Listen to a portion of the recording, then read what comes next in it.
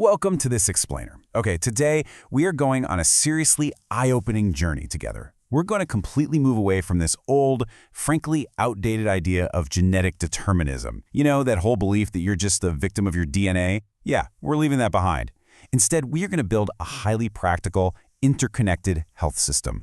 This is all about taking massive macro concepts of global health and distilling them down into actual tiny steps you can take today.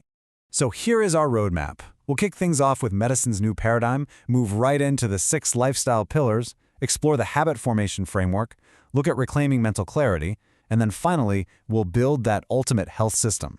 Let's get to it. Section 1. Medicine's new paradigm, moving beyond the pill. Now, if we zoom out and look at the massive stakes of our modern global health landscape, we see a pretty surprising truth. It turns out unavoidable genetic anomalies aren't actually at the top of global mortality. Instead, what do we see? High systolic blood pressure causing 10.8 million deaths, tobacco at 8.71 million, and dietary risks causing over 7.94 million deaths. This data clearly shows us that lifestyle factors, not uncontrollable variables, absolutely dominate global mortality statistics. It's a real game changer when you realize our absolute greatest health threats are directly linked to our daily habits. We are living right in the middle of a massive paradigm shift. See, for decades, this deterministic view just ruled everything. It was championed by scientists like DNA co-discoverer James Watson, who famously stated, "Our fate is in our genes." It was a very disempowering view. But then, Nobel Prize winner Dr. Elizabeth Blackburn discovered something mind-blowing. She found that our telomeres, which are these protective caps on our DNA that literally dictate cellular aging, they can actually lengthen or shorten based on our lifestyle choices. This stark contrast completely proves that our daily lifestyle choices can literally alter our cellular aging and our epigenetic potential.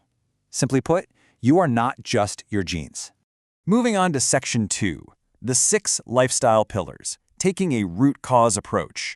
To combat all those global risks we just talked about, we have to move from this reactive, a pill for every ill model to a proactive foundation. The evidence-based discipline of lifestyle medicine actually addresses up to 80% of chronic diseases. 80%!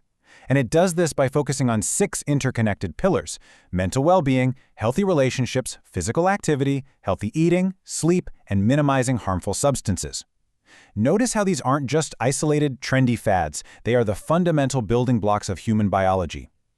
Addressing these 6 pillars doesn't just manage disease. In many cases, intensive lifestyle intervention can actually arrest and reverse conditions like type 2 diabetes and heart disease. But let's be real. It isn't as simple as just choosing to be healthy.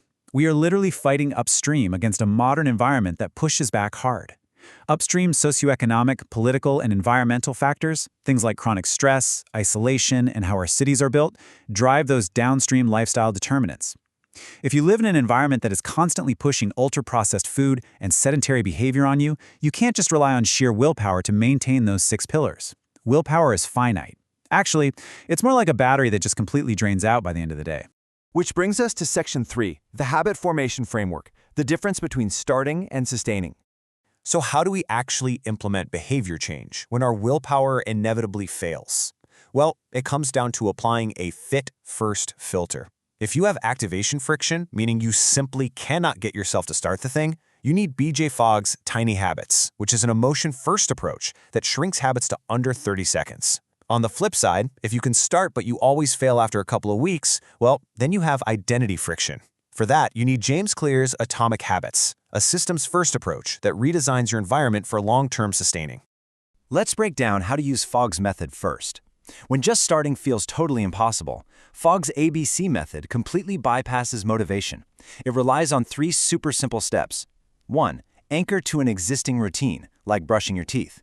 2. Scale the behavior way down so it takes under 30 seconds. Think doing just 2 push-ups, which, to be honest, is about all I can manage before my morning coffee anyway. And 3. Celebrate immediately.